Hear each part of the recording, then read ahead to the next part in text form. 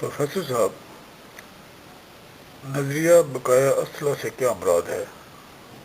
وضاحت کریں۔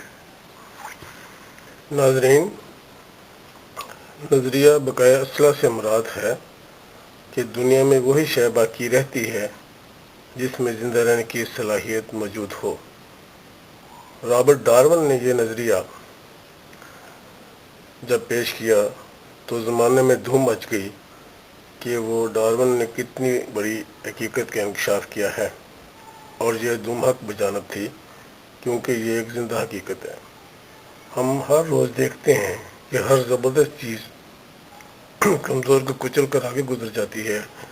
اگر آندھی آ جائے تو خس و خاشاک کی حیثیت کچھ نہیں رہتی، اگر سیلاب آ جائے تو کچے مکانوں کا نام و نشان مٹ جاتا ہے۔ کہیں بھی آپ نظر دوڑائیں، کمزور خواہ کسی بھی لحاظ سے ہو طاقتور کا لقمہ بن جاتا ہے۔ جنگل کی زندگی دیکھیں کہ ہر طاقتور دوسرے کو ہڑپ کر رہا ہے، اور کوئی بھی جانور اس وقت تک زندہ ہے جب تک قوت و اختیار میں دوسرے سے بہتر ہے۔ کسی قوم کی حالت پر بھی یہ اصول 100% درست ہے کہ ہمیشہ کسی طاقتور قوم نے کسی کمزور قوم کو عطیہ پانچا کیا ہے۔ تاریخ ایسے واقعہ سے بھری پڑی ہے۔ کسی بھی طاقتور قوم نے کبھی کمزور قوم کو معاف نہیں کیا۔ یہ سلسلہ صدیوں سے جاری ہے، جس کی جھلک آج بھی عراق، افغانستان، لیبیا اور پاکستان میں دیکھی جا سکتی ہے کہ امریکہ کس طرح ان کی خود مختاری کو روند رہا ہے، صرف اس لیے کہ وہ طاقتور ہے۔ اور حقیقت یہ ہے کہ علامہ اقبال نے ٹھیک کہا، تقدیر کے قاضی کا یہ فتویٰ ہے ازل سے، ہے جرم ضعیفی کی سزا مرگ مفاجات۔ بعض اوقات ایسا ہوتا ہے کہ کچھ چیزیں بے سود ہونے کی وجہ سے نیست و نابود ہو جاتی ہیں، اور بعض اوقات اچھی چیز خراب چیز کو صفاقتی سے مٹا دیتی ہے۔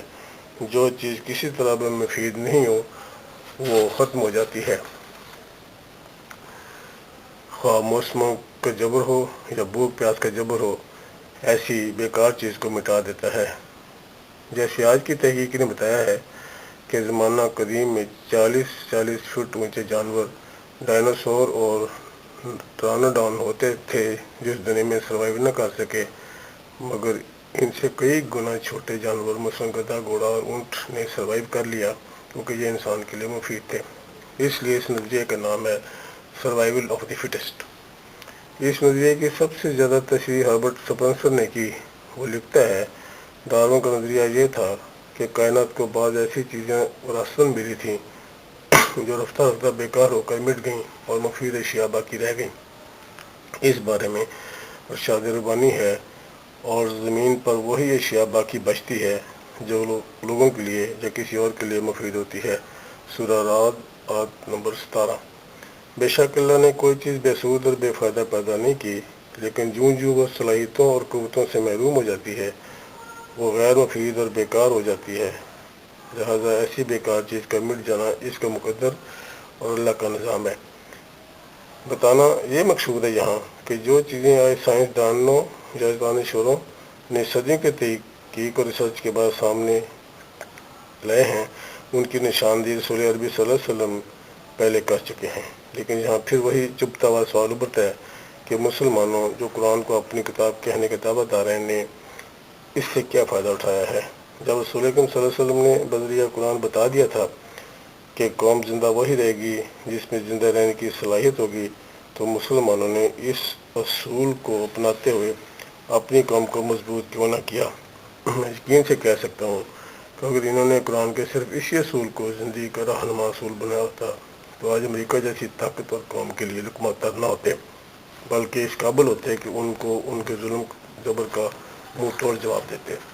آج جو مسلمانوں کی تباہی اور ذلت اور رسوائی ہے، یہ سب ان روایت پرستوں کی وجہ سے ہے جنہوں نے دین کی اصل صورت اور قرآن کی اصل حقیقت کو روایت کے پردوں سے اس حد تک ڈھانپ دیا ہے کہ حقیقی دین اور ارتقائی قرآن کی شکل تلاش مشکل ہو گئی ہے، جس وجہ سے آج مسلمان اس قابل نہیں رہے کہ دنیا میں ایک باعزت قوم کی طرح سروائیو کر سکیں۔